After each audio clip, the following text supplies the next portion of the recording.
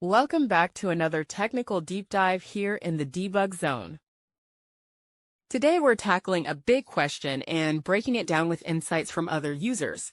Hopefully this clears up some misconceptions and helps you get the answer you need. So buckle up, stay a little curious, and let's jump right in.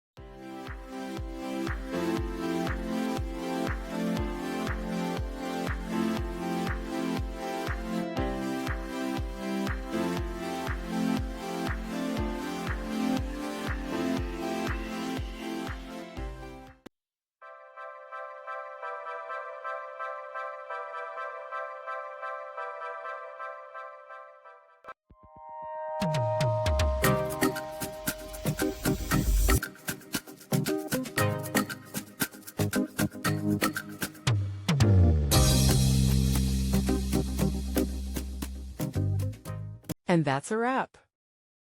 I hope you found the answer you were looking for. If you did, take a second to hit that subscribe button. It really helps out.